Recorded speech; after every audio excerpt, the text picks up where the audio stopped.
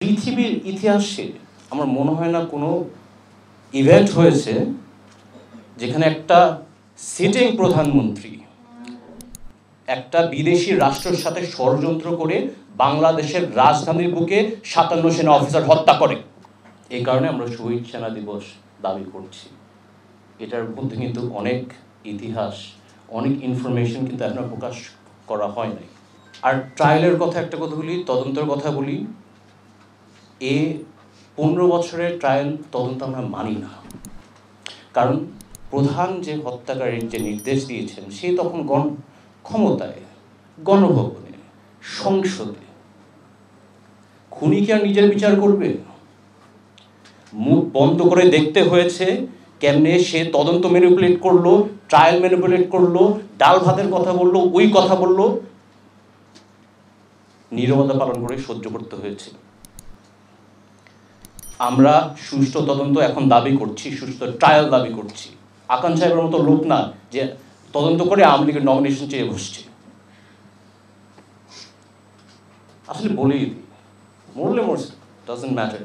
এই হত্যাকাণ্ডের সাথে জড়িত শেখ হাসিনা, ফাজলে নূর তাপস, শেখ সেলিম আর তাদের অনেক লোক আছে যাদের সাথে কমপ্লিসিট। আমি ক্ষমা চেয়ে নয় বলে দিলাম, এটা সত্য।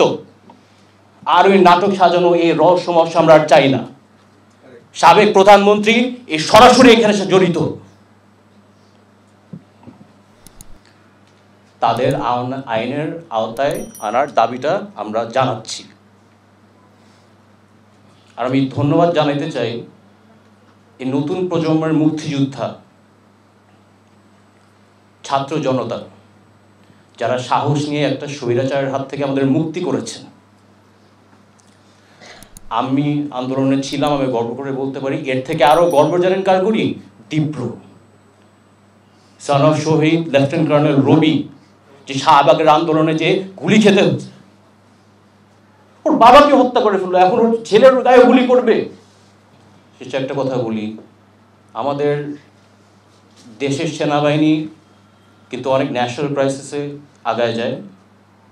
রানা প্লাজা বলেন, কোভিডের টাইম বলেন, হোলি আর্টিসান বলেন, ইভেন ডেভেলপমেন্ট প্রজেক্টসেও আর্মি কিন্তু অনেক বড় একটা অবদান আছে। আমি আসলে সেনাবাহিনীকে ধন্যবাদ জানাতে চাই, ছাত্র জনতার উপর গুলি না করে জনগণের পাশে ছিল। আমার আস্থা আছে যে সেনাবাহিনী দেশটাকে আগায় নিয়ে যাবে। এই কারেন্ট এবং গভর্নমেন্টের উপর আমরা আস্থা আছে। আমরা এখনও তো অবশ্যই বলতে পারছি না, বাট আমাদের আশ্বাস যে ওরা একটা সঠিক পদক্ষেপ গ্রহণ করবে সব কিছুর বিষয়ে। লাস্ট 25 ফেব্রুয়ারি কয়েক স্টেটমেন্ট দেওয়ার পরে এক আওয়ামী লীগ নেতা আমাকে ফোন দিয়ে বলে যে ওনার নেত্রী পিলখানে আমার বাবা মাকে জবাই দিয়েছে, আমি যদি বেশি বাড়াবাড়ি করি আমাকেও তেমনি জবাই দিবে। অনেকে হয়তো বা জানেন না, বাট এটা হচ্ছে বাস্তবতা। আমি ওই লোকের বিরুদ্ধে মামলাও করবো না, কোনো জিডিও করবো না, কিন্তু আমি একটাই নিশ্চিত করবো,